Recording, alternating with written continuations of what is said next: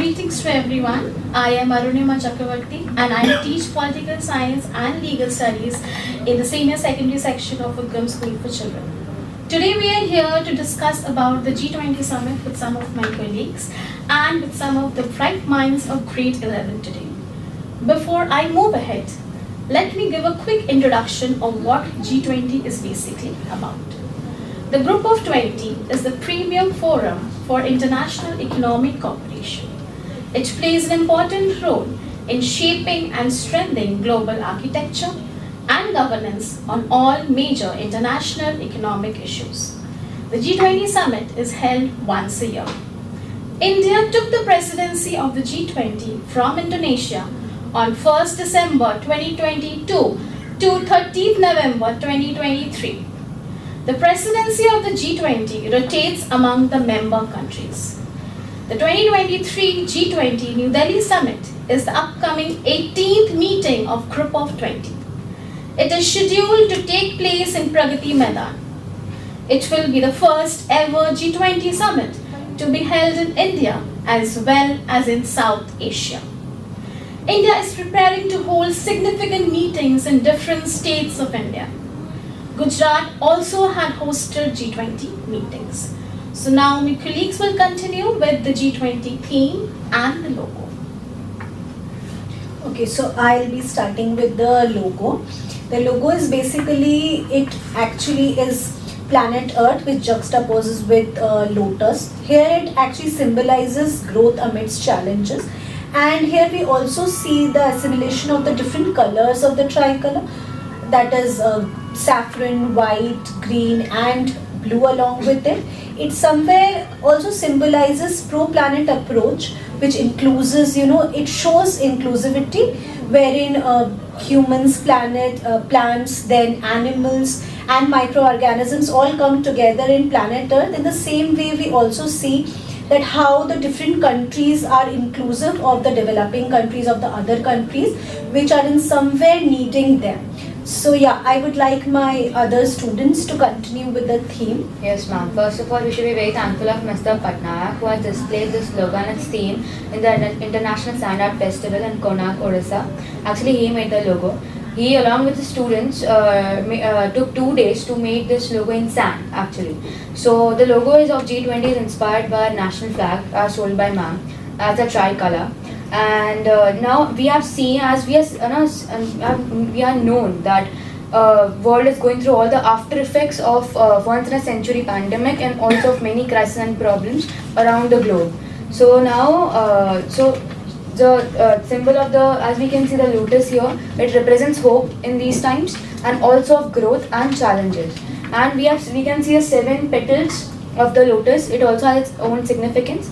It signifies 7 continents of the world and also the 7 notes of the universal music. And we know that when 7 notes come together, they create harmony. That's the reason the earth is placed just above the lotus for reflecting India's pro-planet approach to life, as ma'am told. So I would like to just give a conclusion that even if the world is just facing these all problems and crises right now, we can just progress and make a world better place to live. Yes. Yeah, and one thing that I would like to hear is the theme which is Vasudhaiv Kutumbakam, wherein one world, one family and progressing together. That is the theme, that is what we believe in, that is what the whole G20 believes in. Now, so overall the theme is talking about, affirms the value of human, plants, animals, microorganisms and the interconnectedness among them on the planet Earth in a wider universe, right? Yes. Okay, so can anyone throw light on the reasons why this was created, So there was a financial crisis in 4 countries, Malaysia, Indonesia, South Korea and Thailand.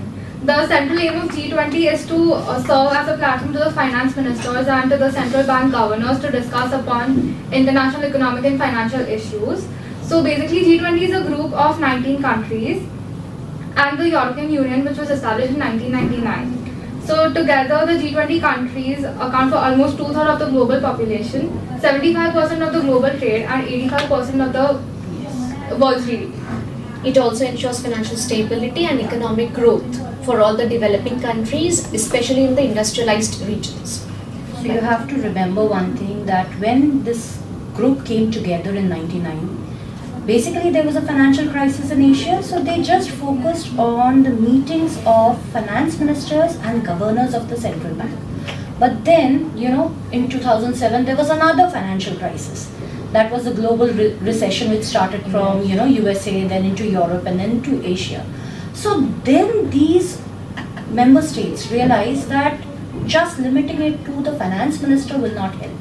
So in 2008 they included the heads of the countries, and then in 2009 it became an international economic forum.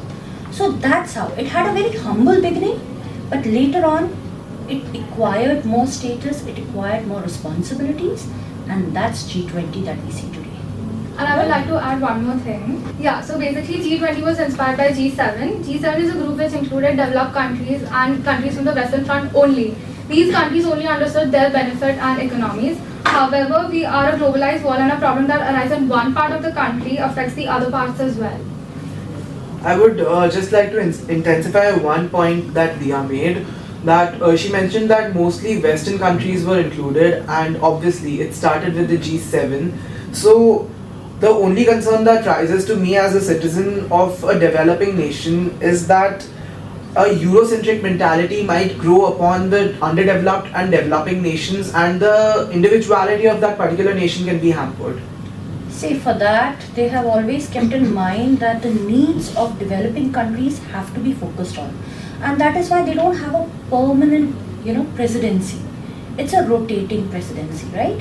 So basically it's a group, it's called a troika. So the previous president, the current, and the future. So basically when you're looking at today's time, it is Indonesia, India, and Brazil.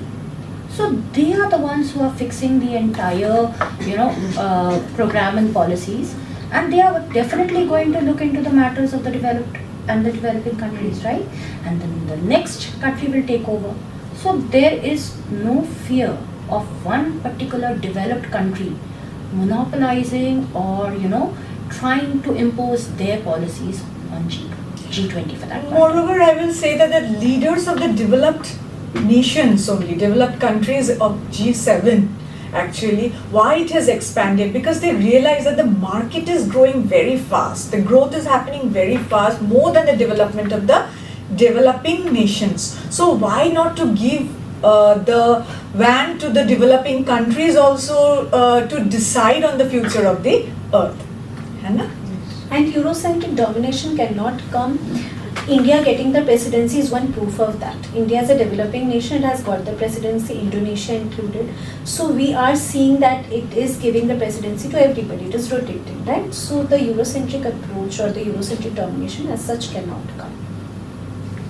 Okay, so before I move ahead, I just want to share something about Studomatrix. Studomatrix, it is basically the official outreach partner of the youth engagement program of G20 or Y20 India 2023.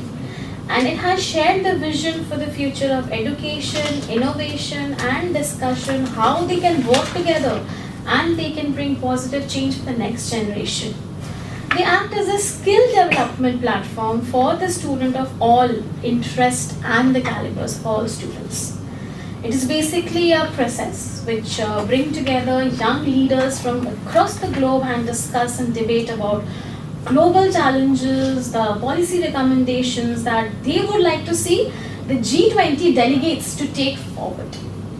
So they will help by giving a very new perspective and fresh ideas because they are the young generation. So there are many activities and events also we can see that G20 has done in the school level and at the university level, such as the general awareness quiz on G20, the slogan writing competition on G20, lifestyle for environment quiz also on G20. In alignment with Azadi Ki Amrit Mahotsav. Yes, I would like to add that this year they focused particularly on proposals given by students on diversity and inclusion in education. So that was something that was really highlighted. This was the best part Yes. from all this, because schools are now the central focus wherein students have to be inculcated. We need to imbibe all these values of sustainable development wherein the country will develop. and our students are going to be the future generations, taking up the future leaders they are. So this is the best part of G20, wherein different plans, programs has to be, events should be organized when more and more schools and students can participate. So I'll move ahead to the next part of it, that is when and where will the G20 summit take place in India, and who will hold the presidency in the next time period. Okay, so basically, Harshvardhan Srinagar, the chief coordinator of G20 2023, said that G20 is bound to be a mega national event. Not just national and multinational leaders, but we as citizens of the country are looking up to G20 with immense hope for a better and brighter future for our nation. While all our aspirations pertain, the boiling question remains as to when and where will the summit take place in India's presidency. So I'd like to begin by saying that India has promised to conduct over 200 conferences across 50 locations in its presidency span, in which sensitive agendas like agriculture, food security, anti-corruption, unemployment, social and gender-related policies, and a horizon-stretched others will also be covered in the span of the year 2023. If I were to talk about the very final conference, it would be held in the International Convention Exhibition Center at Pragati Maidan in New Delhi, which is also the nation's capital, under the chairmanship of the Prime Minister of India, His Excellency Mr. Narendra Modi. And if I were to talk about the future of G20, the 2024 presidency goes in the hands of the Federative Republic of Brazil, and the 2025 presidency goes to the Republic of South Africa. Let's talk about the significance of G20, how G20 will be important for India, right? And so far India is a democratic country believing in multilateralism, and for that matter G20, holding a G20, the presidency of G20 for a period of 1 year, the tenure will be very, very important and significant milestone for India. Because it seeks to find the practical global solution. Through G20, India will not only showcase its strength, it is a stage for India to show its prowess, and moreover, apart from emerging as a great leader, it has to confront the global issues also. So from every angle, this G20 will be very, very significant to find the global practical solutions for the benefit of all, which will embody the idea of Vasudhaiva Kutumbakam, as the world is one earth, one family and one future. So from that perspective, India will act as a very decisive role to play. India has a very decisive role to play. The action-oriented it will be, the G20 will be action-oriented, as well as entertaining, exhilarating, and I will say that our Prime Minister, our Honorable Prime Minister has said that G20 in India, this tenure, which is India is holding the presidency for this tenure, G20 will live up to the expectation of the world. So from that angle, it is very, very significant to hold the presidency of G20 for India this year. Okay, with that I want to add something also, as India is the G20 president. With that, it has some powers also. And one of the power is that it have the power to invite some countries that are not part of the G20 group. So why they are inviting? Because that inviting countries, it is not a part of the G20, but it will somewhere or the other promote a friendship and improve the Better relationship between the each G20 other. countries. And some countries where India has invited, some are like Bangladesh, Mauritius, Singapore, Egypt, Netherlands, Nigeria, Oman and Spain also.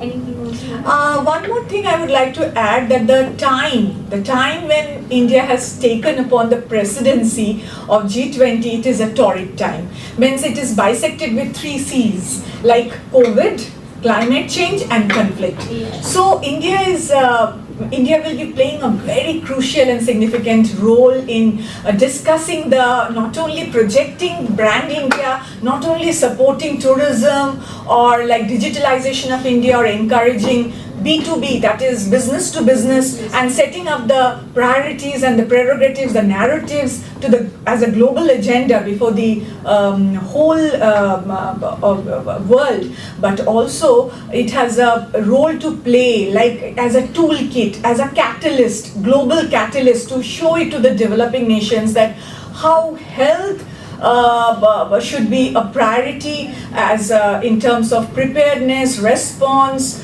how the global trade should be handled, how the food security should be made, and moreover, as far as digital divide is concerned, India is also have a plan to bridge the digital divide, because like 4 billion people are there who are not having internet identity, okay, or maybe I will say the online identity. Then 2 million people are unbanked, and 95 countries are going without digital payments. So from that angle also, India as a developing nation will show to the world, to the other developing nations, that how through Jan Dhan account, through Aadhaar card, and through various other, like for UPI is accounting 40% of the digital payment terms in India. So through various instances like this, India will show to the other nations that yes, how to go digital, and holding the trade and everything will be covered in this G20 as per planning. Yes, if I can put forward these questions to my students over here, that have you learned about let's discuss about the aim of G20. Yes, please, anybody can take the lead over here. So the central aim of G20 is to serve as a platform for finance ministers and central bank governors to discuss international economic and financial issues. Right. So I think adding on to what she said, the G20 basically has 2 tracks which is divided into. The first is known as the Sherpa track. Now the Sherpa track basically consists of Sherpas who take part in negotiations and come to different conclusions on behalf of the leaders of the G20 member countries. Now these Sherpas are also responsible for forming the draft of the G20 leaders declaration, which is the key outcome document of the entire summit. Now, the Sherpa track is called so because these Sherpas act as guides to the leaders and help them to take part in different negotiations, as well as come to a consensus on various issues. The second track is known as the finance track. The finance track is one of the most important parts of the G20 summit because it ensures that there's a platform to discuss various financial policies and talk about global economic sustainability. It also ensures that our global economy is strong enough to withstand trade disputes, financial crises, and other disruptions, as well as it also forms policies which are then presented to leaders for a review and discussion, which ensures that all countries have a very positive approach towards maintaining the global economy and further improving it. Yeah, just to add on, my dear student, that the word Sherpa is very important. You know, who are these Sherpas? Sherpas are the leaders. They are actually the ethnic group who resides in Nepal. They are proficient in mountaineering. By birth, they are mountaineers because they have profound stamina, and they have the knowledge how to handle the hurdles, challenges to reach to the summit, and they lead the mountaineers to reach the summit. So that is why the name Sherpa. And this year we know who is the Sherpa for means 2023 in G20. Yeah, Amitav Kant is the Sherpa this year, and moreover, like in Sherpa track, 13 working committees, 4 narratives, and 2 conferences. Now, this working committees comprises of the experts and the leaders of various nations. Means sometimes what happens for a country, if the president and the prime minister cannot turn up in G20, they send the top diplomat of their country, or the finance minister, or the top minister of the country, just to be the Sherpa to represent that nation and take part in the Advisory Committee. Okay, so this is about like the Sherpas, so to say, why the name has been derived Sherpa from for this track particularly. Yes. I would specifically like to address two things. Firstly, I love how taking Sherpa, the name as a concept, we are being inclusive of territories, mountainous territories which have always been of from a security perspective, bringing them and beautifying them in such a professional and sensitive body is something amazing that India has done from its perspective. Apart from that, I would also like to talk about while we were discussing that 9 guest member states or member countries have been invited. It's a really beautiful initiative because all these nations like Egypt and Bangladesh are in crucial need for support from other nations, from guidance from other nations. Like let's take for instance Bangladesh is currently receiving innumerable amount of people from innumerable amount of refugees from Myanmar who have been who are fleeing their nation, who are fleeing the Rakhine state from Myanmar and are going at the Rohingya communities. So like G20 discussing about gender and social policies can help these nations form a strong socio-cultural infrastructure in their country. I think it's actually wonderful of Indian leaders to acknowledge this diversity and try to include them. Like how ma'am said earlier about the competition where students were asked to present ideas about inclusiveness. I think this is definitely a step ahead in terms of Indian youth and Indian citizens and how they're going to start being more, have a more diverse approach towards various genders, various religions and cultures. India has also is also pushing for the millet production because millet is something has a less carbon footprints and less consumption of water. So instead of wheat cultivation, India will be pushing for millet cultivation. And India will also has a role to play in mediating between the European countries and Russia because it will act as a toolkit to come down as I was telling, that India has taken up this presidency during a torrid time bisected by 3 seas. So one is conflict between the war which is going on between Ukraine and Russia, and India is playing a very crucial role, mediating role between Russia and the European nations because this has entailed a huge inflation across the world.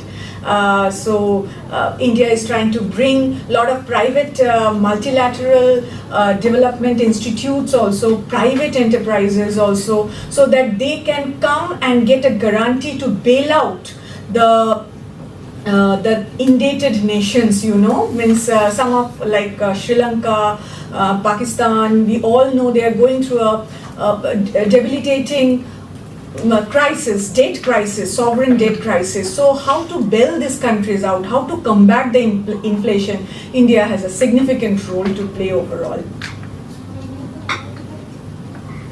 Okay, so I think to conclude, I think for all of us right now, the most crucial part for Indian diplomats at the G20 summit is to present such agendas which are strong enough and to convince every other international leader there to pass them so that we can have a consensus and actually talk about issues that are relevant to India and address the entire world. Okay, so it was a very nice and insightful and fruitful and very knowledgeable discussion that we had about the most important, that is G20 summit, with our basically the students, and we are very privileged to have with our colleagues also. So thank you a lot for all these fruitful discussion, and we gained some more informations that we might not be knowing also about the G20 summit from each other discussions, everyone. So thank you. Thank you, everyone.